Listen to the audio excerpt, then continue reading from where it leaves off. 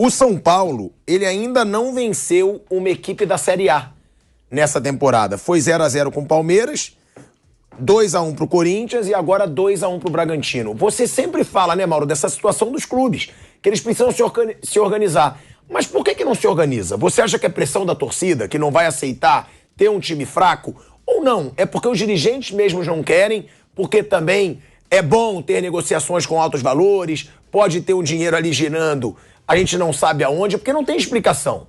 Porque eles sabem, a receita do sucesso, Palmeiras e Flamengo. Viveram uma draga, se organizaram com Paulo Nobre e depois lá com o Eduardo Bandeira de Melo, com o Rodolfo Landim, com o Valim, na época também, que fazia parte daquela cúpula. Por que esses grandes clubes eles não aprendem? É por não quererem aprender? É por tudo isso que você falou, a pressão de torcida, leva tempo, então um presidente que passa de repente todo um mandato sabendo que ele não vai ser campeão de nada, embora o São Paulo tenha tido num leco, aí o presidente ficou quase 2 mandatos inteiros, né, que teve foi um pedaço, não deu uns 5 anos e pouco, e que ele ficou no poder e não ganhou título nenhum, o clube até se endividou mais. Agora o São Paulo esse ano até está tentando mudar um pouco isso, né? Partiu para uma política de contratações mais modesta, fez até alguns investimentos, mas não tão significativos como em outros carnavais. Agora, aí eu acho que aí que é a grande questão. O time de futebol, ele paga uma conta. Quando você vai trabalhar com um orçamento mais modesto, jogadores não tão qualificados tecnicamente, você vai ter uma queda de rendimento, você vai ter uma reconstrução de um time, uma tentativa de encontrar um jogo coletivo que compense essa maior fragilidade técnica do conjunto. Então, leva tempo. E aí você vai perder jogos, você vai fazer jogos ruins, você vai tentar algumas soluções que vão funcionar e outras não. E a derrota para o Bragantino é para um time de Série A, né? Jogando fora de casa. Quer dizer, é um resultado normal que acontece. São Paulo perder para o Bragantino não é nenhum absurdo dentro desse processo. Acho até que o São Paulo, dessa vez, está um pouco mais pé no chão. Até contratou mais do que eu imaginava. Mas no ano passado foram investimentos maiores e em outras temporadas ainda mais significativos. A gente pode lembrar que no final da gestão do Leco houve a aventura Daniel Alves, né? Uma loucura. Nessa gestão do Casares houve a compra, por exemplo, ano passado do Galopo, que pode ser até que amanhã vire, ontem fez um gol, pode virar um grande jogador, mas foi um investimento alto para um clube que está na situação que o São Paulo se encontra. Então eles continuam contratando, continuam fazendo. Dessa vez, esse ano, depois das decepções de 2022, mais conscientes. Mas isso vai levar um tempo. Então, assim, tem esse outro lado também.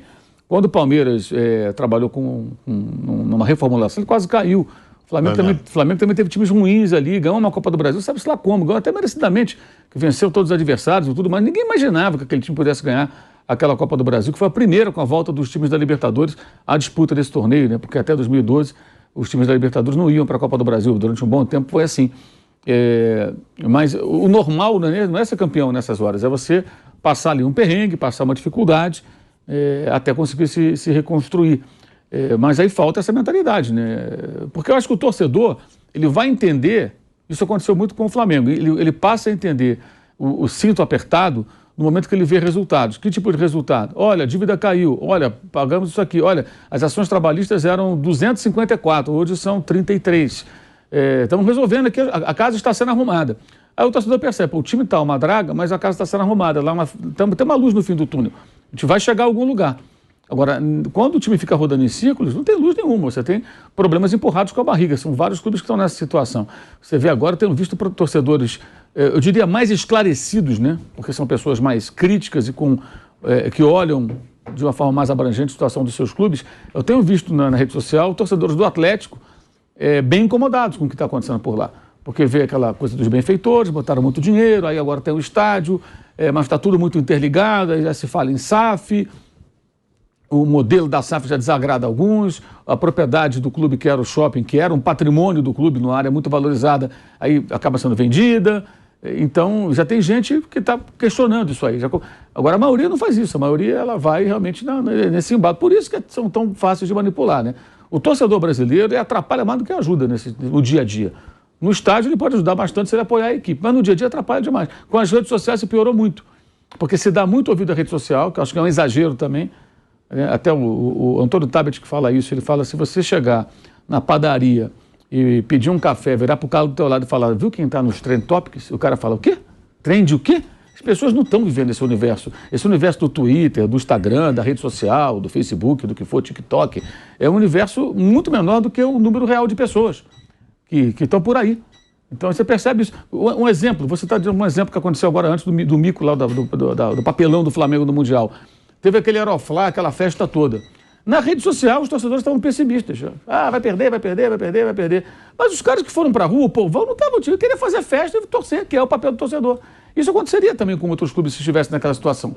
Então você percebe que esse universo da rede social, ele é muito mais influente do que ele é importante.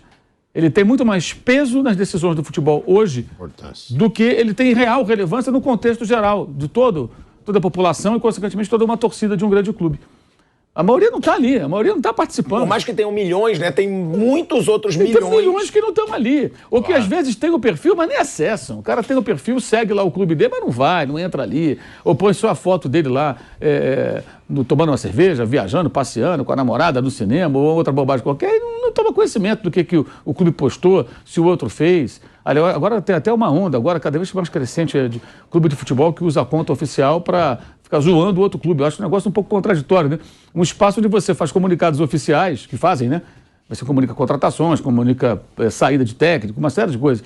Você também usa para fazer piadas. Os clubes deveriam ter dois perfis, né? Um perfil sério e um perfil de zoeira. Nitidamente em busca de engajamento. Exato. Isso dá engajamento. Dá engajamento, mas é contraditório. Que, assim, imagina, o site oficial publica uma notícia importante, né? E amanhã ele publica uma sacanagem em cima do rival que perdeu. Eu acho isso um negócio meio esquisito, mas acho que é até um processo de amadurecimento. Mas a maioria não está ali. A maioria não vê, porque são milhões de pessoas. Eu falo de clubes com milhões de torcedores.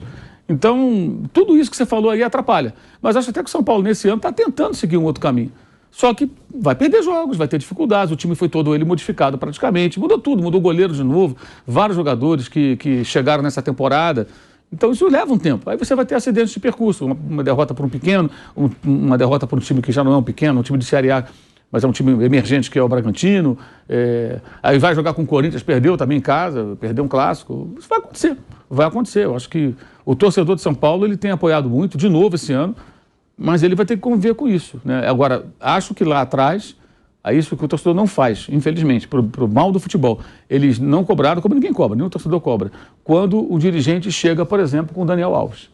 Todo mundo vai para o Morumbi fazer festa. Parte da imprensa, a imprensa tricolor, nossa senhora, maior contratação da história do futebol brasileiro. Assim, ignorando contratações feitas importantes até pelo próprio São Paulo, né? Eu não acho nunca achei que o Daniel Alves poderia ser maior que o Pedro Rocha, que também veio do exterior, que era uruguaio, que é um histórico jogador do clube. Até por ser um lateral, né? Um oba-oba danado. E pouco se questionou aqui, vem cá, podemos pagar isso aqui? Qual torcedor que foi para a rede social, que levantou hashtag? Grana, né? Temos grana para o Dani Alves? Ninguém, a camisa 10 e tudo. Então é muito fácil manipular a torcida, porque ela vai muito nesse oba-oba, e gera, como você falou, engajamento. A coisa do engajamento é um negócio cada vez mais sério. E eu acho que assim, os dirigentes que conseguissem, de fato, neutralizar essa influência para tomar decisões maduras e necessárias, eles vão tomar pancada, mas talvez conseguissem colocar o clube no caminho. Mas aí entra a vaidade dos dirigentes também, né? O cara quer levantar uma taça, né? E os dirigentes levantam a taça, né? Os caras vão no campo e levantam junto com o jogador, até antes do jogador já aconteceu. Mas a derrota de ontem foi uma derrota que faz parte do processo, ainda mais para o Bragantino. O Bragantino ganha de qualquer time que vai lá, não é nenhum absurdo. Qualquer time da Série A pode perder para o Bragantino, não é só o São Paulo. Então não acho que seja a maneira que perdeu que foi esquisito, né? Chato para o torcedor, gol no final. Mas é normal, é normal. Acho que o São Paulo não pode perder esse rumo, isso que está tentando fazer esse ano. Seguir, tentar se organizar, e o torcedor tem que continuar apoiando e entender. Não tem cura imediata, não tem essa. Não tem essa. Por isso que eu citei o Atlético Mineiro. Do nada o Atlético montou um time fortíssimo e foi campeão. Mas o Atlético tem essa condição? Não tinha. É dinheiro que vem de pessoas que colocam grana ali dentro. O que isso custa? Qual a contrapartida que o clube vai oferecer? O que isso pode significar? Quais os efeitos colaterais? Agora começam alguns atleticanos a questionar. Então, não tem essa, não tem como. Se você pegar até casos como o Fluminense com a Unimed, o Palmeiras com a Parmalat, que era um modelo diferente, mas quando sai a Parmalat, o Palmeiras fica sem chão. Ele passa uma dificuldade. O Fluminense, então, não se fala. Um dia o Fluminense era o time do Brasil. Não tem mais a Unimed. Como é que faz agora? É assim, o cara mora numa cobertura, na Vieira Solto, tem um carro espetacular, tem grana para comer nos melhores restaurantes, nas baladas, de repente, ele não tem nem onde morar. Acabou. Então, até aquela casinha dos fundos ali e tal, vai para ali, vai andar a pé. É isso, a vida do cara mudou assim radicalmente. O Fluminense viveu isso. Então, acho que não tem muita saída para o São Paulo. Ainda teve problemas de novo com chuvas essa semana, na sede social, uma semana muito ruim para o clube. Agora, o Mauro falou, né, Piperno, Vanderlei, sobre essa situação de viver do dirigente saber. E que muitos torcedores aceitaram, mas também tem o outro lado, né, Mauro? Muito no Flamengo, iam pro aeroporto, jogavam pipoca, ameaçavam o jogador, no Palmeiras a mesma coisa. O Jorge Jesus passou um perrengue desse. Sim. No ano que o Flamengo foi campeão com o Jorge Jesus, antes do jogo com o Ceará, jogaram pipoca, agrediram o jogador, chegaram a dar Diego, né? papo no Diego Ribas. O Jorge Jesus foi lá falar com os torcedores, para ele, na raiva não era com ele, mas ele foi lá discutir com ele. Já tinha experiência disso, que em Portugal também aconteceu isso, ele estava lá no esporte quando houve aquele forró-bodó todo. Mas isso acontece. Então os dirigentes têm que estar preparados para isso também, né? Porque é o que o Mauro falou. Eu acho, não sei se vocês concordam, que pelo começo da temporada e pelo elenco, se espera até menos desse São Paulo do que o São Paulo da temporada passada. Ou eu tô errado?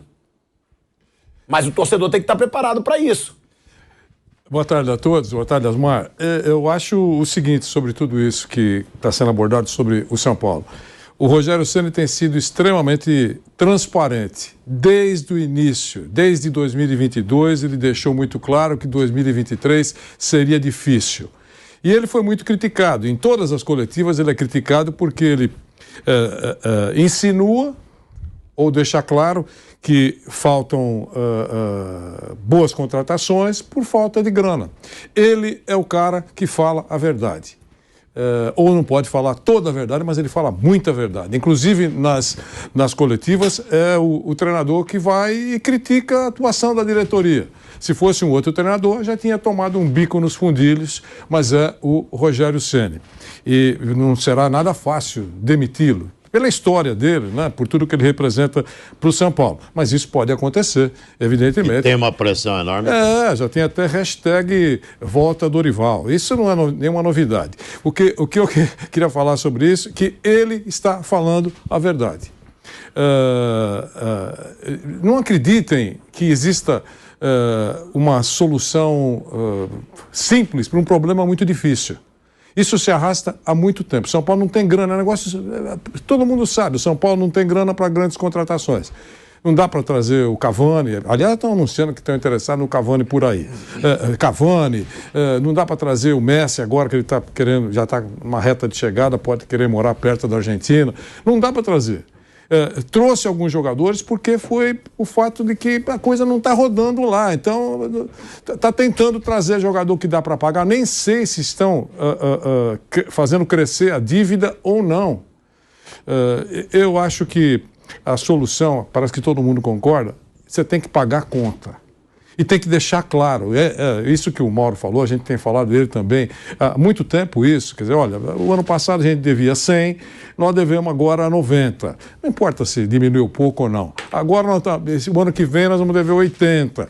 E vocês entendam que eu tenho que pagar, porque está batendo o oficial de justiça na porta. Tem gente aí que vai bloquear a rede do gol. Entendeu? Isso é que tem que ser feito no São Paulo. Se não fizerem, vai continuar esse negócio. Uma verdade a gente precisa dizer. O São Paulo tem mantido a regularidade. Em todo jogo o torcedor sofre. Isso é uma virtude. Tá certo? Quer dizer, isso já era... Torcer para o São Paulo é uma grande dureza. Já foi em 2022. Você pode recuar no tempo. Não é agora, não. Poxa, estamos sofrendo em 2023, pode pensar o São Paulino. Não, faz tempo. Até quando ganha. O São Paulo, quando ganha, também faz o seu torcedor sofrer. Então, essa regularidade o São Paulo está... E o torcedor tem que tirar 10 com louvor. Faz tempo que ele está prestigiando o São Paulo. O São Paulo dá vexame em campo, joga mal, faz um jogo de terror e tem lá muita gente no frio, com chuva, dá uma boa grana.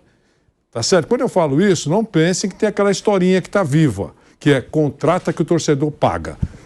Bilheteria não ajuda nada para a contratação.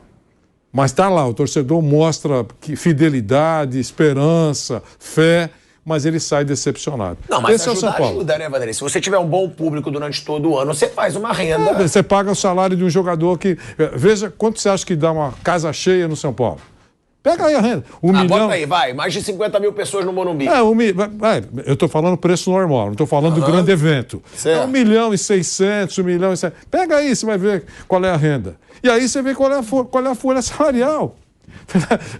Muito bem. Ah, mas dá para pagar a folha. Dá para pagar a folha, mas não dá para contratar mais. Não dá para pagar as contas atrasadas. Não dá.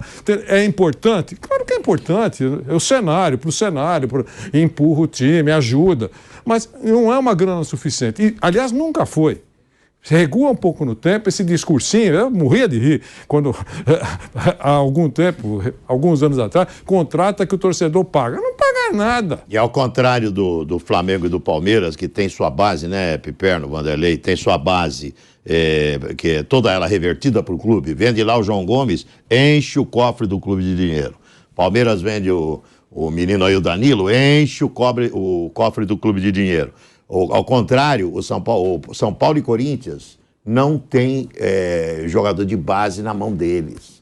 Então vendeu... E venderam muito barato. Né? Vendeu ratatá com o empresário. Me disse o Cittadini que o São Paulo e o Corinthians vivem a mesma situação. Ele falou, eu torço até pro Corinthians não vender, porque entra 5% pro meu clube, o resto tá tudo na mão do empresário. Então como é que vai fazer dinheiro? O Flamengo bota dinheiro pra caramba, vende um João Gomes ali, entra 110 milhões. Vai tudo pro cofre do clube. O São Paulo vende um jovem da base, ratatá com o empresário. O Corinthians vende um jovem da base, ratatá com o empresário. Então os dois estão abraçados. Os dois estão abraçados, porque essa fonte, que é uma fonte de renda, que é a categoria de base, nem São Paulo nem Corinthians têm. Então, só para fechar, eu acho que deveria ser uma comunicação didática. Ó, gente, a situação é essa, nós temos que tentar torcer, vocês estão torcendo para valer, vocês ajudam o time mesmo, vão para o estádio, mas é o que nós temos. E o técnico está tentando fazer os caras jogarem melhor e eles têm que se esforçar para mostrar. Mas essa é a nossa realidade. Mas, a propósito, queria dizer que a gente devia 100, hoje nós devemos 80, nós temos uma auditoria que está vendo direitinho lá, se a coisa está certa por lá ou não está. Eu acho que não vai conseguir comunicar todo mundo. Tem torcedor que não está nem aí, ele quer que o time ganhe e não importa se hipoteca o Morumbi, se está devendo até para o Tataraneto, ele não se importa com isso. Esse não é o torcedor que gosta, que ama o time. Eu não pior que a grande maioria. Mas, né, então, mas eu acho que a grande maioria quer isso, quer ser campeão.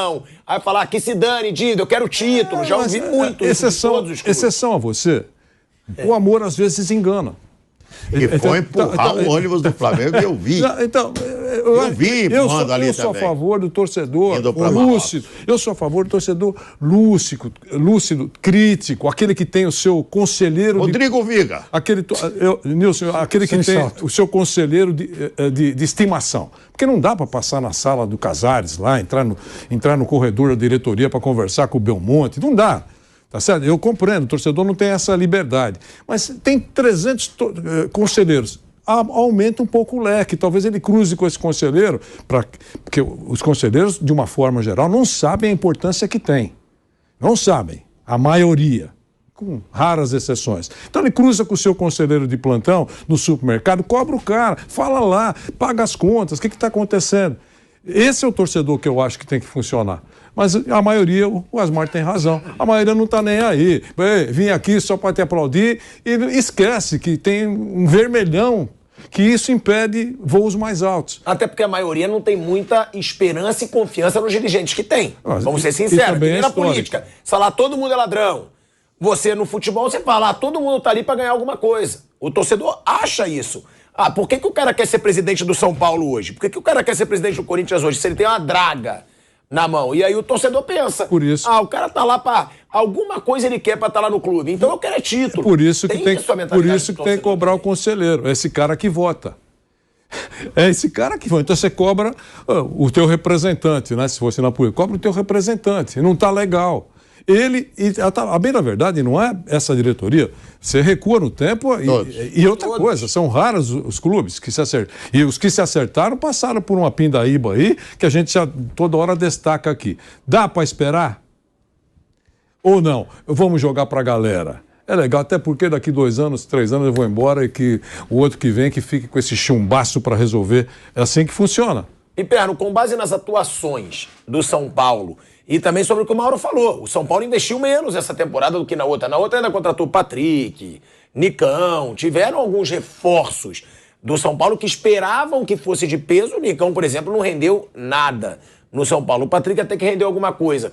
Mas tirando como base as atuações, os investimentos menores, já dá para perceber que a diretoria do São Paulo pode estar começando a seguir esse caminho? Vamos tentar equilibrar ou não? E segundo, é para o torcedor esperar até menos do que esperava na temporada passada desse São Paulo? Eu não sei se... Acho que está muito cedo para a gente cravar que ele pode esperar menos. Eu ainda não consegui ter um juízo perfeito aí sobre o real potencial desse grupo do São Paulo. No ano passado, eu, honestamente, sempre discordei de quem imaginava que São Paulo fosse montar um dos 5, 6 melhores elencos do futebol brasileiro. Nunca achei isso, e é só conferir o que eu disse lá atrás. Eu achava que o Bragantino, inclusive, fosse estar muito à frente, o Bragantino que me decepcionou. Fez um grande 2021 e um péssimo 2022. São Paulo, não. São Paulo, eu nunca imaginei que fosse muito além disso aí. Agora, veja, é muito difícil você fazer esse corte na carne, essa reestruturação profunda. Eu nem vou falar de Palmeiras e Flamengo, mas voltando um pouco mais no tempo, por exemplo, o Corinthians caiu em 2007 e aí o Corinthians começou a reconstruir os seus alicerces em 2008. O Corinthians não tinha dinheiro, estava na Série B, afundado, dívidas e tal. E o Corinthians foi fazer um trabalho de garimpo por aí, e que no futuro se mostrou muito bem sucedido. O Corinthians começou a trazer André Santos, Chicão, Alessandro, Douglas, Jorge Henrique. Nenhum cara de primeiro escalão. Aí mais tarde, ele pegou aqui no interior de São Paulo, inclusive do Bragantino, Paulinho, trouxe o Ralf. O Corinthians não foi trazer, grande... E montou um belo time. E foi montando um belo time. Uma vez eu cobrei alguém de São Paulo e falei, escuta, cadê aquele jogador que o São Paulo foi buscar na Série B e que se mostrou um ótimo jogador, ou pelo menos um jogador de bom nível e tal? Cadê esse cara? São Paulo está indo buscar esse cara? São Paulo está indo trazer jogador velho aqui na nossa vizinhança. Aliás, até esse movimento de trazer aqui da nossa vizinhança eu acho correto, porque geralmente os jogadores são até mais baratos, porque os clubes lá de fora estão em situação piores do que o nosso, pelo menos muitos deles, né? Mas assim... Quando fez isso foi campeão. Josué, Mineiro, Danilo, Grafite, lembra? No Goiás trouxe um monte lá e começou a buscar outros por aí. Aí eu fico imaginando, por que o São Paulo parou de fazer isso? Ah, é mais cômodo oferecer, é mais cômodo, por exemplo, pegar um Nicão. Mas e aí? E qual é o resultado disso? Então acho que o resultado foi muito ruim. Então, pelo menos agora, em 2023, eu sinto que o São Paulo está se voltando um pouco aí para essa coisa de vasculhar melhor o mercado. O Atlético Paranaense, por exemplo, ele vendeu outro dia, eu até citei aqui, o Abner. Ele trouxe da Ponte Preta, Série B.